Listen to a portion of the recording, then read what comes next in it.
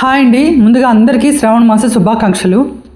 ఇప్పుడు శ్రావణ మాసం మొదలుపెట్టేసింది కాబట్టి మనందరం ప్రతి శుక్రవారం మంగళవారం ఏదో ఒక నైవేద్యం అమ్మవారికి ఖచ్చితంగా సమర్పిస్తుంటాము. అయితే అలా ఏదో ఒక ప్రసాదం కాకుండా ఇప్పుడు నేను చూపించబోయే ప్రసాదం మీరు అమ్మవారికి చేసి పెట్టారంటే అమ్మవారి అనుగ్రహం మనందరికి ఖచ్చితంగా కలగద్ది.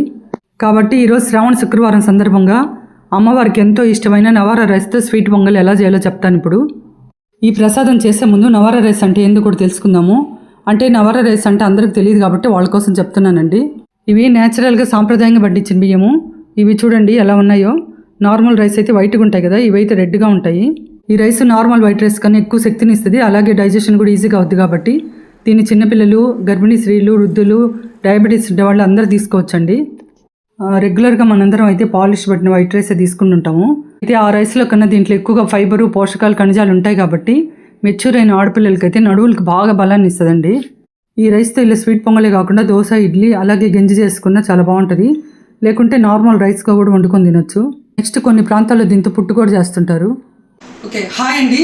ఈరోజు శ్రావణ మాసం సందర్భంగా మీకు అమ్మవారి కోసం మంచి నైవేద్యం చూపిస్తాను.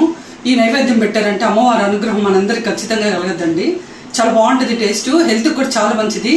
ఇది నవారా రైస్తో నేను పొంగల్ చేశాను. మామూలుగా అయితే మనం నార్మల్ రైస్తో చేస్తాం కాబట్టి దానికన్నా ఈ రైస్ చాలా మంచిది. హెల్త్కి ఎన్నో హెల్త్ బెనిఫిట్స్ ఉన్నాయండి. ఆ హెల్త్ బెనిఫిట్స్ కూడా తెలుసుకుంటా ఇప్పుడు మీకు ఈ రైస్, ఈ పొంగల్ ఎలా చేయాలో చెప్తాను. ఇప్పుడు ఇది చూద్దామండి. ఈ పొంగల్కి ఏం ఇంగ్రీడియంట్స్ కావాలో చూద్దాము. నెక్స్ట్ ఈ రెసిపీని ఎలా చేయాలో కూడా చెప్తాను. ఇప్పుడు వీటికి కావాల్సిన ఇంగ్రీడియంట్స్ చూద్దాము. ఇది వచ్చి నవారా రైసు, ఇది పెసరపప్పు, ఇది ఆర్గానిక్ బెల్లం, ఇది జీడిపప్పు, ఇది ద్రాక్ష, ఇది ఆవు నెయ్యి, ఇలాచి, ఇది పచ్చికర్పూరం అండి. నెక్స్ట్ ఆవు పాలు. ముఖ్యంగా మనం అమ్మవారికి నైవేద్యం చేసేటప్పుడు ఇలా స్వచ్ఛమైన ఆవు పాలు, ఆవు నెయ్యి తీసుకుంటే మంచిది. ఫస్ట్ నవారా రైస్, పెసరపప్పుని ఈక్వల్గా తీసుకున్నాను. వీటిని శుభ్రంగా 2-3 సార్లు కడిగిన తర్వాత 1 గంట వరకు సుమారు నానబెట్టుకోవాలి. అప్పుడు ఈ రైస్ త్వరగా ఉడికిపోద్ది. ఇవైతే అలా కడిగి నానబెట్టిన రైస్ అండి. ఫస్ట్ స్టవ్ ఆన్ చేసుకుని శుభ్రమైన పాత్ర తీసుకోవాలి. ఇప్పుడు ఇందులో నేను ఆవు పాలు యాడ్ చేస్తున్నాను. నేనైతే 1/2 లీటర్ పాలకి 1/2 లీటర్ వాటర్ వేసి బాయిల్ చేస్తున్నాను. మీకు కావాలంటే అచ్చం పాలల్లోనే ఉడికించుకోవచ్చు. అంటే 1/2 లీటర్ కానీ 3/4 లీటర్ కానీ వేసుకోవచ్చు.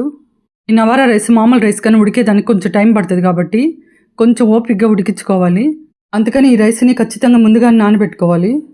అలాగే ఈ రైస్ త్వరగా ఉడికేదానికి ఒక చిన్న టిప్ కూడా చెప్తాను కాబట్టి స్కిప్ చేయకుండా ఫుల్గా చూడండి. ఇప్పుడు పాలు పొంగుతున్నాయి చూడండి. ఇప్పుడు అమ్మవారిని మనస్ఫూర్తిగా మనసులో ధ్యానం చేసుకుని మనం ముందుగా నానబెట్టిన పెసరపప్పు, బియ్యాన్ని ఇందులో యాడ్ చేస్తున్నాను. నేనైతే ఇందులోకి పెసరపప్పు పచ్చిదే నానబెట్టి వేసాను. మీకు కావాలంటే పెసరపప్పును ముందుగానే నేతిలో వేయించుకోవచ్చు. ఫస్ట్ ఇప్పుడు దీన్ని 1 నిమిషం హైలో ఉంచి తర్వాత లో టు మీడియం ఫ్లేమ్లో అడ్జస్ట్ చేసుకుంటూ ఉండాలి.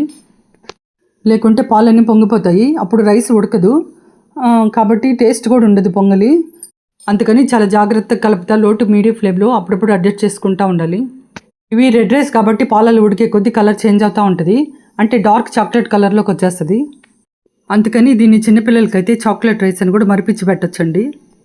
ఈ రైస్ త్వరగా ఉడికేదానికి ఇంతక చిన్న టిప్ చెప్తానన్నాను కదా, ఇప్పుడు చెప్తాను చూడండి. అది ఏం లేదు, చాలా సింపుల్ అండి.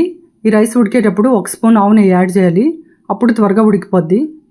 ఇప్పుడు దీన్ని లో ఫ్లేమ్ మీద ఉంచి ఒకసారి బాగా కలుపుకుందాము. ఇలా రైస్ పాలల్లోనే ఉడుకుతుంది కాబట్టి ఇదంతా ఉడికేటప్పటికి క్రీమీ స్ట్రెచర్తో పొంగల్ చాలా టేస్టీగా ఉంటుంది. ఇప్పుడు రైస్, పప్పు ఎంతవరకు ఉడికిందో ఒకసారి చెక్ చేస్తున్నాను. ఇప్పుడు ఇది ఆల్మోస్ట్ ఉడికిపోస్తుంది. అంటే ఈ పాలన్నీ దగ్గర పడి ఇందాక ఉడకనివ్వాలి, అప్పుడు బాగా క్రీమీగా వస్తుంది.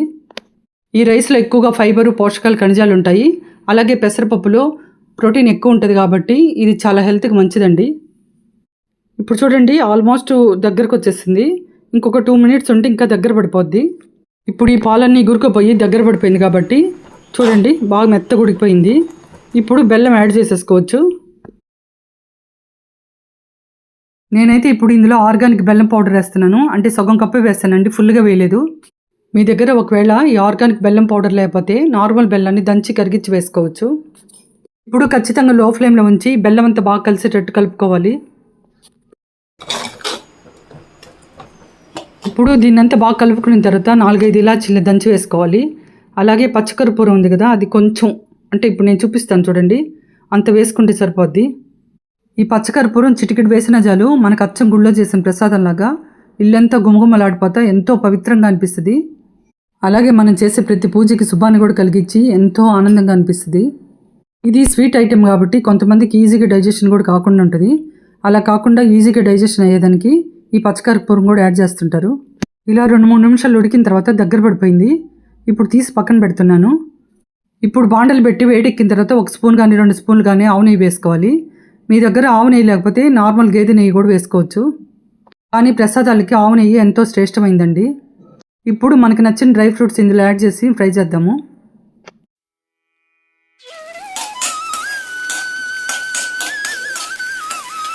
బాగా ఫ్రై చేసుకున్నాము.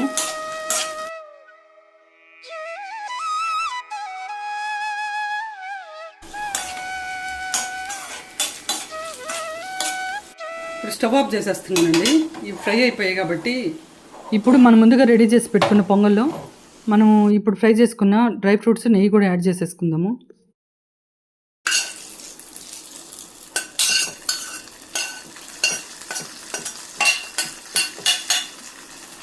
ఓకే, చూడండి, శ్రావణ శుక్రవారం అమ్మవారి కోసం వేడివేడిగా నవర రైస్ స్వీట్ పొంగల్ తయారు చేశాను. ఫస్ట్ ఇప్పుడు దీన్ని అమ్మవారికి నైవేద్యంగా సమర్పిస్తాను. దీన్ని నైవేద్యంగా సమర్పించిన తర్వాత టేస్ట్ చేసి ఎలా ఉందో కూడా చెప్తాను. దీన్ని వేడివేడిగా తీసుకున్నా బాగుంటుంది, లేకుంటే చల్లారిపోయినా కూడా బాగుంటుంది. స్వీట్ అంటే బాగా ఇష్టపడే వాళ్ళు దీన్ని హెల్తీ స్నాక్గా లంచ్ బాక్స్లో కూడా తీసుకోవచ్చు. ఇప్పుడు ఈ పొంగల్ని అమ్మవారికి నైవేద్యంగా సమర్పించేస్తానండి. అంటే ఈరోజు ఫస్ట్ శుక్రవారం కాబట్టి ఈ ప్రసాదం నేను చేసి పెట్టాను. ఇది చాలా మంచిదండి హెల్త్కి, అమ్మవారికి చాలా ఇష్టము. నేను చెప్పిన ప్రాసెస్లో సేమ్ అలాగే చేయండి, చాలా త్వరగా అయిపోద్ది, టేస్టీగా ఉంటుంది. పిల్లలకి పెట్టారంటే హెల్త్కి కూడా చాలా మంచిది, పెద్దవాళ్ళు కూడా తినొచ్చు. అలాగే ఈ నవర రైస్లో చాలా హెల్త్ బెనిఫిట్స్ ఉన్నాయి కాబట్టి ఇది అప్పుడప్పుడు ఇలా నైవేద్యం అమ్మవారికి చేసి పెడితే ఎంతో మంచిదండి. ఇది ఇప్పుడు నేను అమ్మవారికి నైవేద్యం చేసి పెట్టాను. ఎగ్జాక్ట్గా నేను చెప్పినట్టు చేశారంటే టేస్ట్ చాలా బాగా కుదురుతుంది. అమ్మవారి అనుగ్రహం కూడా మీకు ఉంటుంది. చూడండి, ఇప్పుడు అమ్మవారికి సమర్పించాను కాబట్టి ఫస్ట్ నైవేద్యము స్వీకరిస్తున్నాను.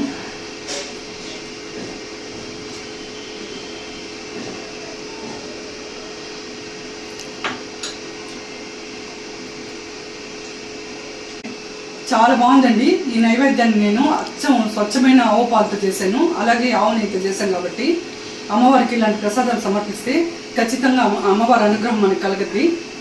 కాబట్టి మీరు కూడా ఇలాంటి ప్రసాదాన్ని తయారు చేసి ఎలా కుదిరిందో నాకు కామెంట్ చేయండి. అలాగే నాతో పాటు మీ అందరికి కూడా అమ్మవారి అనుగ్రహం తప్పకుండా కలగాలని ఆ అమ్మవారిని కోరుకుంటున్నాను. అలాగే మీ అందరూ కూడా ఈ శ్రావణ మాసాన్ని అమ్మవారిని పూజించి అందరూ ఆయుర్వేదాలతో ఉండాలని కూడా కోరుకుంటున్నాను. అలాగే ఈ వీడియో మీకు నచ్చితే లైక్ చేసి షేర్ చేసి సబ్స్క్రైబ్ చేయండి. అలాగే ఫస్ట్ టైం ఈ వీడియో చూసేవాళ్ళు సబ్స్క్రైబ్ చేయడం మర్చిపోకండి. బాయ్ అండి, థ్యాంక్స్ ఫర్ వాచింగ్.